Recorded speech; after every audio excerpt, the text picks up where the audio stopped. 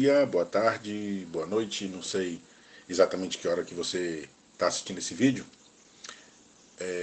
Vamos falar de inteligência artificial em tantos contextos, na ficção científica, os filmes que falam de inteligência artificial, das inteligências. Recomendo alguns deles, inclusive, depois eu posso discutir e apresentar para vocês uma lista de filmes. O primeiro chama-se Blade Runner, o original, lá de 1984, e o mais recente, que foi lançado agora no século XXI. Todos os dois merecem ser vistos. Mas também vale a pena assistir Matrix, também vale a pena assistir 2001, Odisseia no Espaço. Existem vários filmes que valem a pena ser assistidos sobre inteligência artificial, para a gente falar da inteligência artificial do ponto de vista da ficção científica. Eu, Robô é uma outra referência que a gente não pode esquecer. Então, na ficção científica a gente tem muita referência para a inteligência artificial, mas ela não para aí. Ela já transpôs essa fronteira e já entrou no mundo da ciência concreta. O que é inteligência artificial quando a gente fala de inteligência na indústria 4.0? A gente fala de inteligência artificial nos algoritmos do Facebook, do Instagram, do YouTube, do Google, da Netflix. Esses caras implementam algoritmos. A gente fala de inteligência artificial em algoritmos que trabalham sistemas embarcados em automóveis, em aviões, nos eletrodomésticos da casa da gente. O que é esse negócio de inteligência artificial? E do ponto de vista de computeiros que somos, do ponto de vista da ciência da computação, o que é que se faz com inteligência artificial? Para que serve inteligência artificial? Quais são as técnicas que a gente usa para implementar inteligência artificial? E aí, quando a gente entender quais são as técnicas que a gente usa para resolver problemas usando a inteligência artificial, a gente passa para o passo seguinte, que é programar algoritmos com inteligência artificial, algoritmos que implementem inteligência artificial para resolver problemas. Nesta primeira aula, a gente vai falar o conceito de inteligência artificial e vai mostrar esse conceito do ponto de vista de um pequeno problema simples, mas que já implementa um conceito de inteligência artificial. A gente também vai falar do teste de Turing e mostrar a relação entre esse teste de Turing e inteligência artificial. E depois a gente vai entender como é que os contextos, os interesses, as oportunidades, as decisões, como nós caminhamos ao longo da história para chegar onde estamos, e isso vai permitir a gente entender um pouco por que a inteligência artificial é da forma que é hoje e como a gente pode construir e se utilizar desses conceitos para construir inteligência artificial daqui para frente, tá bom? Então, vamos para o vídeo. Então, para começar, a gente precisa discutir um pouquinho sobre uma questão que foi colocada lá na Grécia Antiga por um cidadão chamado Platão. Platão, um belo dia, se sentou em algum lugar lá, botou aquela mão no queixo clássica dos gregos e perguntou para ele assim: as máquinas podem pensar? Essa pergunta define o que a gente quer fazer na inteligência artificial. A gente, no fundo, quer responder a essa pergunta de Platão, de preferência de um jeito, ainda que não assertivamente positivo, mas que seja satisfatoriamente positivo. Então, a pergunta de Platão, se as máquinas podem pensar, segue-se uma outra pergunta. Você pode definir pensar? Será que você consegue definir pensar? E se você consegue definir pensar, será que você consegue definir inteligência? Porque é um passo adiante. O pensar e a inteligência estão intimamente relacionados. Você consegue definir? Então, estas são as perguntas que a gente precisa responder. E aí, para a gente responder essa pergunta, eu vou propor um exercício. Um exercício que, ao segundo semestre de programação, a gente já é capaz de fazer, que é um conjugador de verbos. O conjugador de verbos, ele é um programa que conjuga apenas no presente do indicativo. Depois você pode, por diversão, implementar os outros tempos verbais e os outros modos de conjugação. Mas, a princípio, apenas no presente do indicativo, ele conjuga os verbos. Como é que você implementaria esse cidadão? Como é que você implementaria o conjugador de verbo? É muito fácil, Degas. Eu simplesmente faria um método que recebia o verbo como parâmetro, separava o radical do sufixo, o radical ficava guardado e pelo sufixo eu definiria se ele era da primeira conjugação, da segunda conjugação, da terceira conjugação, da quarta conjugação, que é a conjugação do verbo por e seus similares. E aí eu desviaria o fluxo do programa para o método correspondente. É isso aí. Parabéns. Você implementou o conjugador de verbos exatamente como a gente quer fazer. Então, em pseudocódigo, o conjugador de verbos é isso aqui. Você tem um método que recebe o verbo e a gente separa o radical do sufixo do verbo. Separando o radical do sufixo, a gente tem, a partir do sufixo, as 4 diferentes formas de conjugar o verbo. First conjugate, second conjugate, third conjugate, por verb like conjugate. E a gente desvia o fluxo para qualquer uma dessas conjugações que a gente acha que deva. Por exemplo, se eu caio com o verbo espalhar ou o verbo cantar, e aí eu desvio, portanto, quando eu separo o sufixo, eu desvio ele para first conjugate. E aí eu pego o radical dele é espalha, e eu faço eu espalho, tu espalhas, ele espalha, ou eu canto, tu cantas, ele canta, ou eu planto, tu plantas, ele planta. E assim ele prossegue conjugando o verbo. Então, agora vamos supor que você tenha colocado um verbo da segunda conjugação, como o verbo conceder ou o verbo comer. Nesse caso, o fluxo seria desviado para este método aqui, sec conj. E a gente teria o radical, que no caso do verbo conceder seria concede, até aqui. No caso do verbo comer seria come. E aí eu concedo, tu concedes, ele concede, nós concedemos, vós concedeis, eles concedem. Ou se fosse o verbo comer, eu como, tu comes, ele come, nós comemos, vós comeis, eles comem. E assim o conjugador de verbo teria conjugado verbos da segunda conjugação. Acontece que você poderia ter posto um verbo da terceira conjugação, como por exemplo o verbo partir. Ora, da mesma forma, quando você separasse o radical do sufixo, você teria o radical parte, o conjugador faria eu parto, tu partes, ele parte, nós partimos, vós partis, eles partem. E o conjugador de verbo também poderia receber um verbo que é uma variação do verbo por, como o verbo propor, ou o verbo compor, ou o verbo impor, sobrepor. E esses verbos todos são conjugados em função do verbo por. Então, se você pusesse para ele, por exemplo, o verbo propor, ele faria eu proponho, tu propões, ele propõe, né? O radical está aqui. Se fosse o verbo sobrepor, o radical seria sobrepor, e aí ele seria eu sobreponho, tu sobrepões, ele sobrepõe, e assim a gente teria feito o nosso conjugador de verbos. Acontece que o nosso conjugador de verbos ele é muito ruim. Por quê? Pense um pouco. Se a gente entregasse para o nosso conjugador de verbo um verbo maluco, como o verbo brexmorizar, que não existe no dicionário Aurélio. Detalhe, o verbo brexmorizar existe, mas a gente fala disso em um outro contexto, fora de sala de aula. Se você entrega o verbo brexmorizar, o seu conjugador vai separar o radical, brexmoriza, do sufixo e vai desviar para a primeira conjugação e vai-se embora. Eu brexmorizo, tu brexmoriza, ele brexmoriza, nós brexmorizamos, vós brexmorizais, eles brexmorizam. O que seria absolutamente estranho.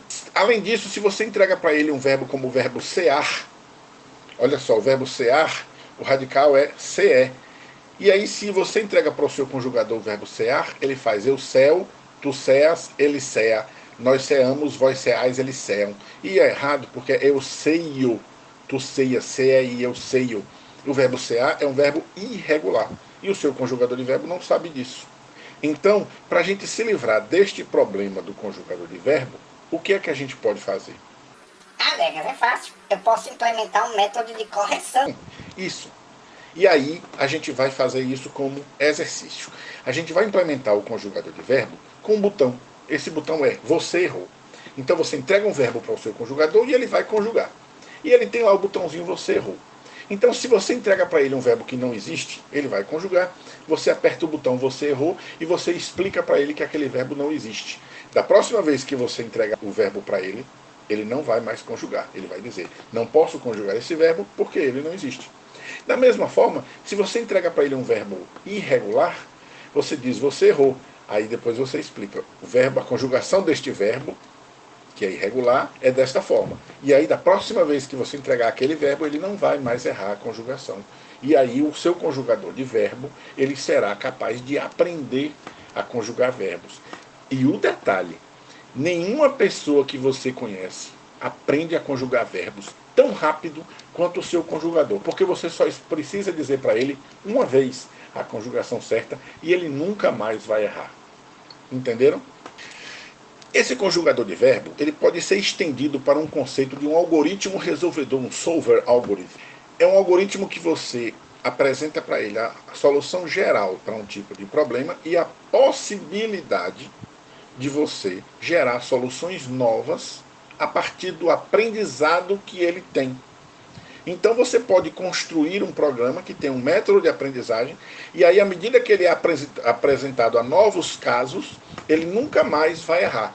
E esse tipo de técnica de programação é uma técnica conhecida em inteligência artificial, chamada de Case-Based Reasoning, ou raciocínio baseado em casos, em português. Se vocês derem uma pesquisada, vocês vão encontrar muito material sobre isso. Bom, isso nos traz de volta ao ponto. O que é inteligência? A gente precisa disso para depois definir o que é inteligência artificial. Se a gente pensar muito, muito mesmo, a gente vai conseguir observar o comportamento de pessoas que a gente acha que é inteligente. Não façam piada sobre pessoas que votaram naquele cara. Elas também são inteligentes, apenas estiveram equivocadas. Então, de que forma você descobre que uma pessoa é inteligente? Você percebe isso por coisas que ela é capaz de fazer. Por exemplo, você percebe que Albert Einstein era uma pessoa inteligente. Você percebe que Isaac Newton era uma pessoa inteligente. Você percebe que Charles Darwin era uma pessoa inteligente. O que é que faz você acreditar que esses caras eram inteligentes? Basicamente você consegue perceber que eles tinham a capacidade de resolver um problema que ninguém tinha resolvido antes. Ou a capacidade de aprender alguma coisa de uma forma, com uma certa facilidade. Aprender com facilidade. Então a gente pode separar os conceitos da inteligência em três. Basicamente você tem pessoas que aprendem, pessoas que resolvem problemas e pessoas que criam. Esses são os três tipos, em geral, de comportamentos inteligentes que a gente tem. Então a gente percebe que uma pessoa é inteligente quando ela demonstra uma habilidade diferenciada em resolver problemas, aprender ou criar. Beethoven era inteligente, Mozart, Van Gogh. Mas, veja, aquele colega que só estuda 1 hora e faz a prova e tira 10, ele também é inteligente. A gente fica com raiva dele, mas ele também é inteligente. Isto posto, a gente agora deve imaginar o seguinte: qual a alternativa que nós precisamos implementar nos computadores para que eles sejam inteligentes? Mas note que nós não precisamos reproduzir a inteligência humana. A gente precisa que ele tenha um comportamento inteligente, que ele seja capaz de resolver um problema, que ele seja capaz de aprender. Como é que a gente faz isso? Que alternativas a gente usa para isso? E estas alternativas, a busca por elas, nos leva a um problema que foi apresentado lá nos anos 50 do século XX, teste de Turing. O teste de Turing, ele tenta resolver a pergunta que Platão fez, se as máquinas podem pensar. Turing usa uma estratégia inteligente. Ele não responde se as máquinas podem pensar. Ele responde se as máquinas podem se comportar inteligentemente. E este é o teste de Turing. Está aqui. Basicamente, você tem uma pessoa que está conversando um chat. E essa pessoa está, por exemplo, num chat conversando, tentando resolver um problema lá da sua conexão de internet que está ruim. E ele acredita que está conversando com um atendente humano. Mas, na verdade, ele está conversando com um computador. O teste de Turing, portanto, é isso. É você construir um algoritmo que consiga manter uma conversação com um humano, de forma que o humano não saiba diferenciar se está conversando com um computador, com uma máquina ou com outro humano. Esse é o teste de Turing. Portanto, quando você pensa se as máquinas podem se comportar inteligentemente, ao invés de pensar se as máquinas podem pensar, tem uma diferença aí. Qual é? Do ponto de vista de desenvolvimento de algoritmos, a gente quer máquinas que se comportem, entre aspas, aí, humanamente. Então, a gente não quer mais definir inteligência. A gente não precisa se esmerar na definição perfeita do que é inteligência. Basta a gente perceber comportamentos inteligentes. Então, eu não preciso definir de que forma aquele moleque que estuda comigo consegue aprender em apenas 1 hora o que eu levo 1 semana para aprender. Não. Eu preciso construir um algoritmo que apresente o comportamento que ele tem de aprender. Eu não quero saber como é que fulano resolve aquele problema do cubo mágico.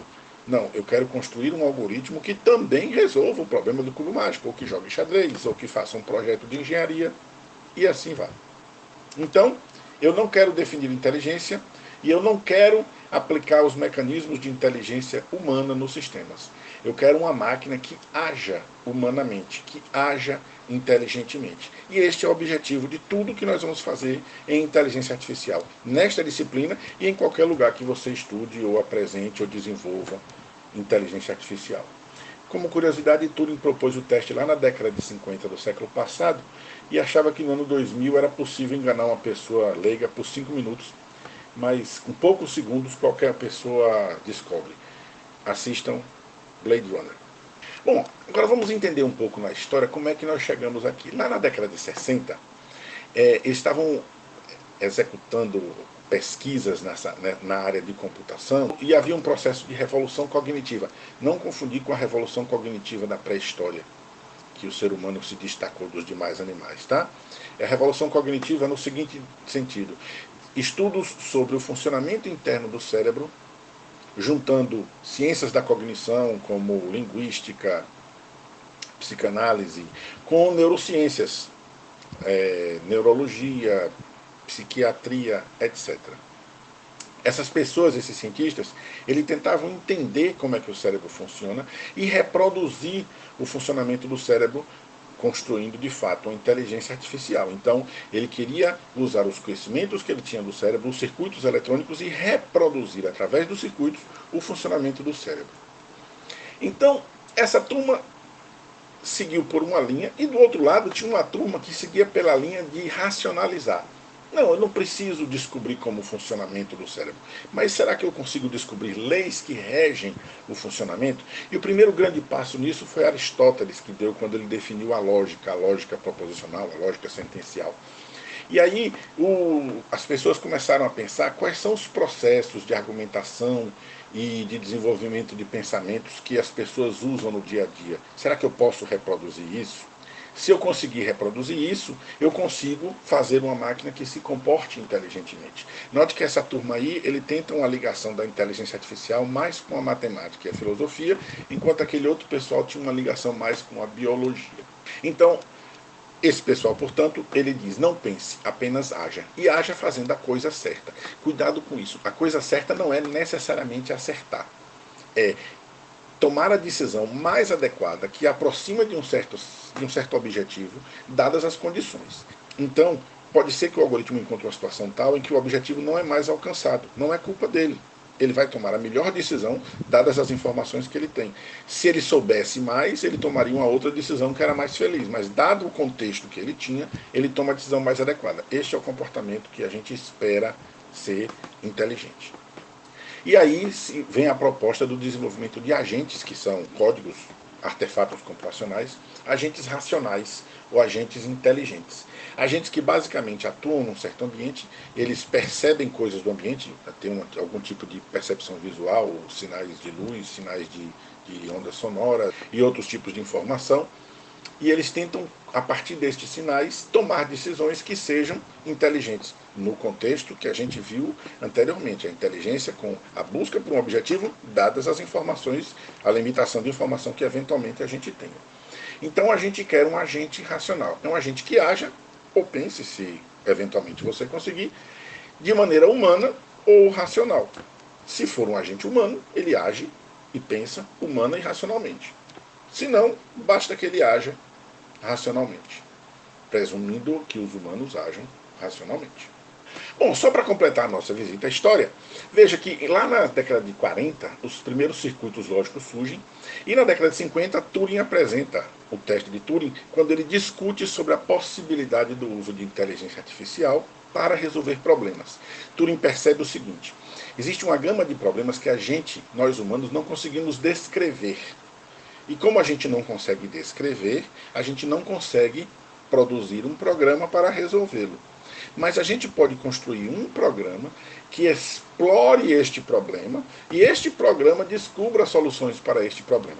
Turing publica esse paper e esse paper justifica uma série de trabalhos em função disso. As pessoas começaram a desenvolver métodos para resolver problemas dessa maneira que Turing propôs, explorando até encontrar uma solução. E aí surge o termo inteligência artificial. E os primeiros algoritmos começam a aparecer. Uma das soluções mais importantes é a solução de um problema chamado satisfiability. Quem tiver curiosidade, dá uma pesquisada no Google. Satisfiability é o problema que tenta resolver a seguinte pergunta: dada uma sentença lógica, pense em uma sentença lógica gigante, com centenas de átomos lógicos, cada um deles é verdadeiro ou falso. E eu tenho uma sentença lógica que tem esses átomos todos, essas centenas de átomos, interligados por conjunções, disjunções, em equivalências. A pergunta é: será que existe alguma combinação de valores desses átomos que faça a sentença inteira ser true ou ser false? Esse é o problema satisfiability. Pesquisem sobre ele, vocês vão descobrir que ele, na verdade, é consideravelmente complicado de se resolver, e os algoritmos de inteligência artificial que primeiro resolveram esses problemas surgiram na década de 60. Eles seguiram pesquisando essas formas de resolução de problemas, buscando, explorando até resolver os problemas, mas começaram a esbarrar na complexidade. Os algoritmos, eles tinham uma complexidade ou temporal ou espacial. Veja isso em complexidade de algoritmos. Dá uma pesquisada. Essas complexidades espaciais ou temporais, ou ambas, começavam a tornar inexequíveis os algoritmos. E aí eles começaram a perder fôlego. A busca por soluções dessa natureza começou a perder fôlego. Por outro lado, começavam a surgir os sistemas baseados em conhecimento, parecido com o nosso conjugador de verbo, o que a gente começou a chamar de sistemas especialistas. Note que já é uma abordagem diferente da abordagem em que eles faziam a busca para resolver, testar e resolver um problema, buscar o espaço de soluções. Não. Aqui você tem uma base de conhecimento e um processo de aprendizagem contínua para resolver novos problemas à medida quando eles surgem. São os sistemas especialistas. Com a melhoria da tecnologia e de hardware, as redes neurais começam a ganhar força. Rede neural, não confunda, não pense nem por um momento que rede neural é uma tentativa de simular o cérebro humano. Não é. Rede neural é um modelo matemático que tem uma característica bem legal. É um modelo matemático, um sistema de equações. No fundo é um sistema de equações, em que você distribui variáveis, e a distribuição dessas variáveis faz com que os resultados desse sistema de equação, dada uma entrada, produzam saídas que sejam inteligentes.